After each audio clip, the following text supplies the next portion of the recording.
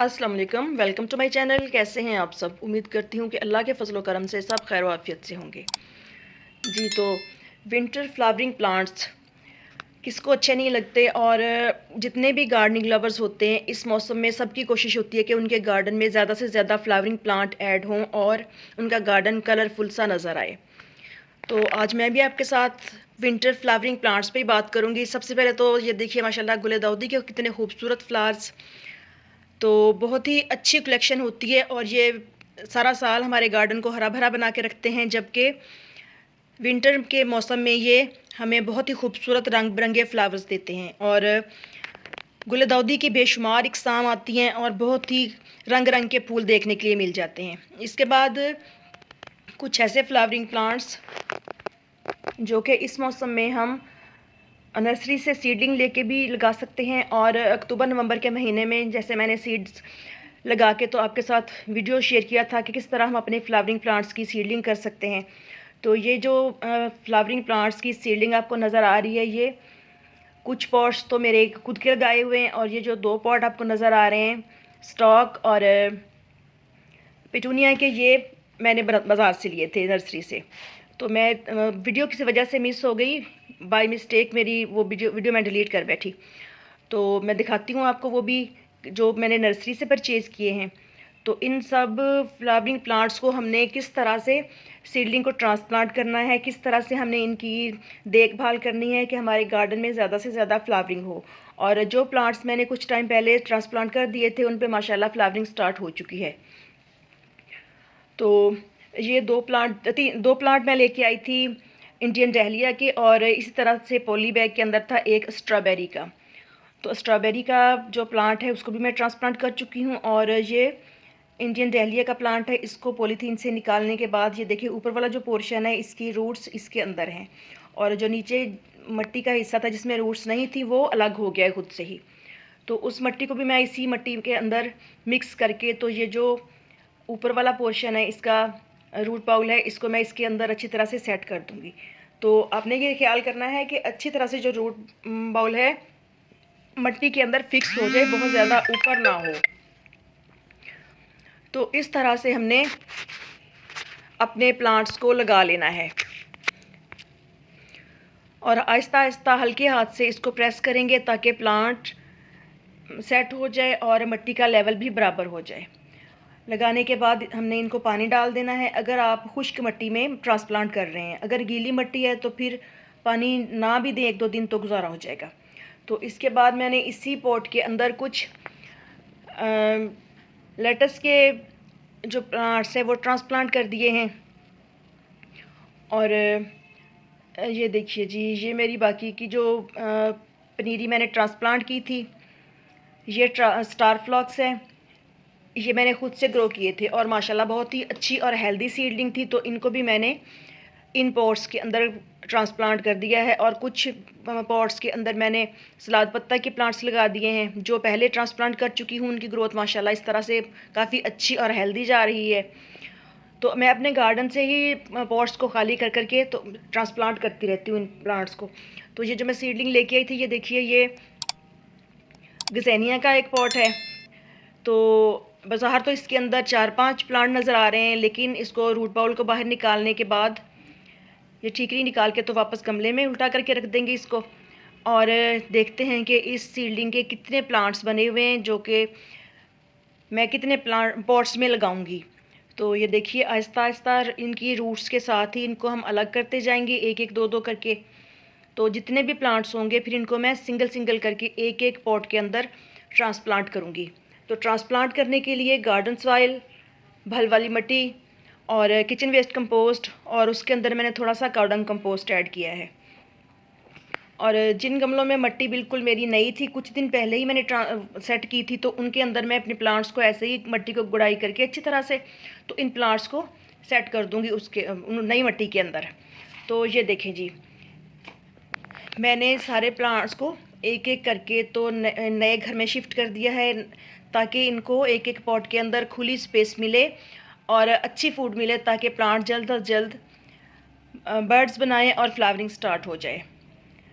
तो कुछ इस तरह से इनको हमने ट्रांसप्लांट कर लेना होता है।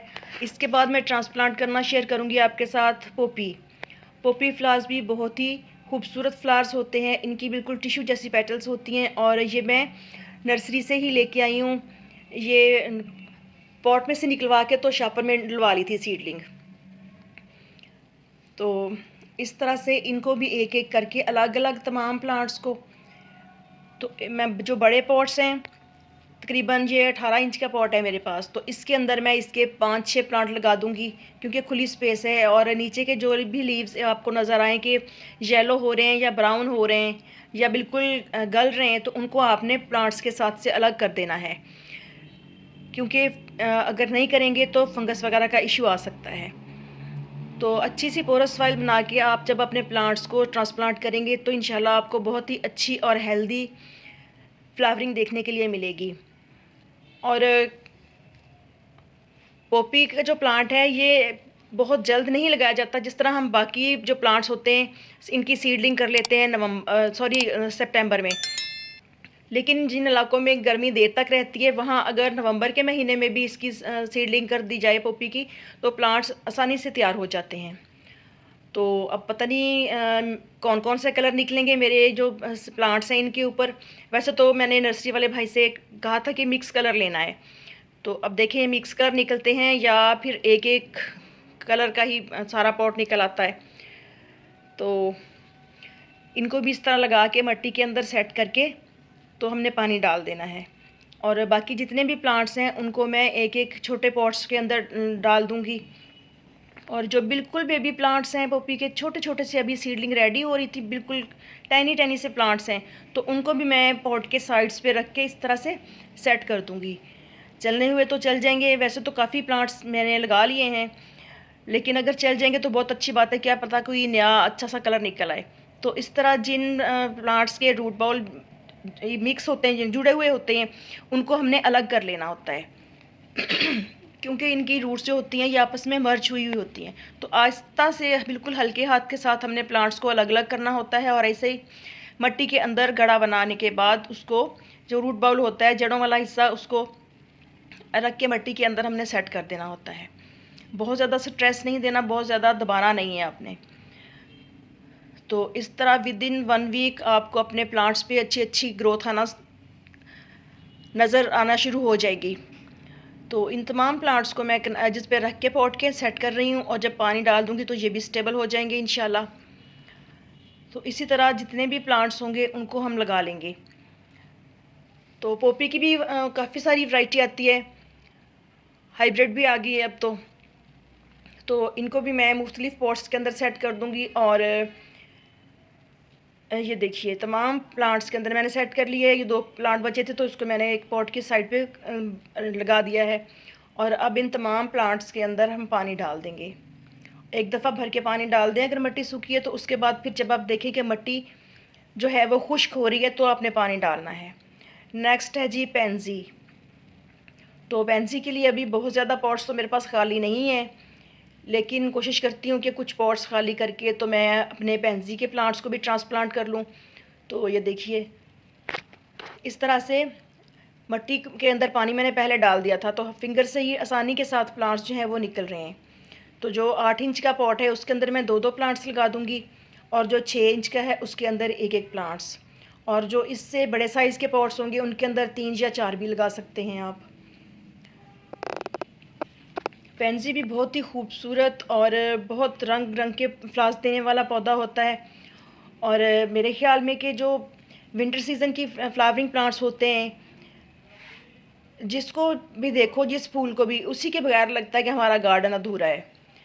गेंदा हो गया, डहलिया हो गया, पेंजी हो गई, पिटूनिया हो गया, फ्लॉक्स हो गया, बेशुमार वैरायटी आती है इस मौसम में लगाने के लिए। तो इसी तरह से एक एक प्लांट को आहिस्ता आहिस्ता निकाल के तो हल्के हाथ से मैं पॉट्स के अंदर सेट करती जा रही हूँ। और ये मिक्सचर मैंने बना के रखा हुआ था मिट्टी का पहले से, इसके अंदर शिफ्ट कर रही हूँ। और इन्होंने ये देखे सीडलिंग करने के बाद उसको कोकोपीट से कवर किया हुआ था। तो इस तरह बिल्कुल सेंटर में रख के आहिस्ता आहिस्ता प्लांट को सेट करते जाएं और अपनी पनीरी ट्रांसप्लांट करते जाएं जितनी भी हो। और अगर आप चाहें तो इन प्लांट्स को निकाल के मट्टी के पानी के अंदर भी रख के ट्रांसप्लांट कर सकते हैं, लेकिन मैं रूट बॉल के साथ ही करती हूँ हमेशा। तो ये देखिए सब के सब प्लांट्स जो हैं पानी डालने के बाद भी तकरीबन सेट हैं, बिल्कुल मुरझाए नहीं हुए। तो देखते हैं अब कितने दिनों के बाद ये प्लांट जो हैं अपनी ग्रोथ स्टार्ट करते हैं और किस तरह की कलर्स के फ्लावर्स निकलते हैं इनके ऊपर। बस आपने इनको लगा के तो बेहतर है कि शाम के टाइम शिफ्ट करें। अगर सुबह के टाइम करते हैं तो ऐसी जगह पे रखें जहाँ पे कुछ टाइम इन पे धूप रहे, उसके बाद शेड आ जाए। वैसे ये प्लांट्स जो हैं ये फुल सन के हैं, तो अगर 6-7 घंटे की भी इनको धूप मिलेगी तो भी इनफ है। और ये फ्लॉक्स और लार्क्सबुर हो गया, स्टॉक फ्लावर्स हो गए, और भी कुछ प्लांट्स हैं जो अभी ट्रांसप्लांट करने वाले हैं। तो फिर इंशाल्लाह जिस तरह से पॉट्स खाली करती जाऊंगी तो मैं इनको ट्रांसप्लांट करके आपके साथ वीडियो बना के शेयर करती रहूँगी। तो आप भी अपने गार्डन को बढ़ावा दीजिए और इन खूबसूरत प्लांट्स को अपने गार्डन के अंदर शिफ्ट ऐड कीजिए और मुझे भी दुआओं में याद रखिए। तो ओके जी, अल्लाह हाफिज़, हैप्पी गार्डनिंग।